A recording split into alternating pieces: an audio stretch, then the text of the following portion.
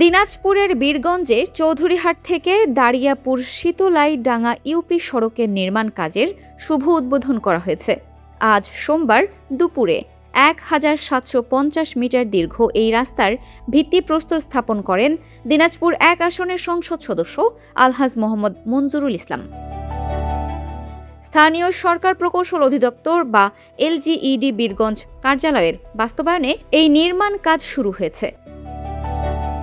সোমবার দুপুরে মাকারই ও মোহনপুর এলাকার সংযোগস্থল চৌধুরীহাটে প্রধান অতিথি হিসেবে উপস্থিত থেকে নাম ফলক উন্মোচনের মাধ্যমে কাজের সূচনা করেন সংসদ সদস্য।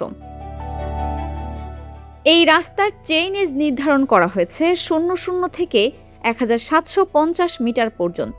উদ্বোধন শেষে ১০ নং মোহনপুর ইউনিয়ন পরিষদের আয়োজনে চৌধুরী উচ্চ বিদ্যালয় মাঠে এক সংবর্ধনা ও আলোচনা সভা অনুষ্ঠিত হয়। অনুষ্ঠানে বিশেষ অতিথি হিসেবে উপস্থিত ছিলেন বীরগঞ্জ উপজেলা নির্বাহী কর্মকর্তা সুমা খাতুন।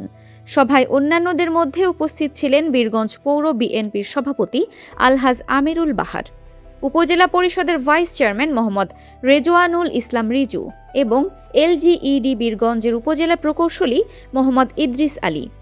এ সময় মোহনপুর ইউনিয়ন পরিষদের বিভিন্ন ওয়ার্ডের ইউপি সদস্য এবং স্থানীয় বিএনপির নেতৃবৃন্দ উপস্থিত ছিলেন।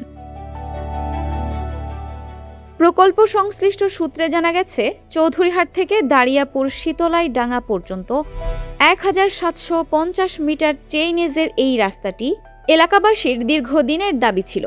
এলজিইডির তদারকিতে গুণগত মান বজায় রেখে দ্রুততম সময়ের মধ্যে এই কাজ সম্পন্ন করার নির্দেশ দিয়েছেন সংসদ সদস্য।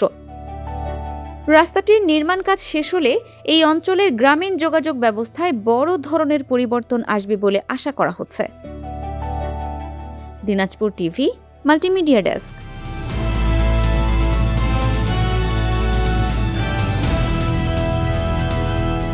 দিনাজপুর টিভি মানুষের জীবনের কথা বলে।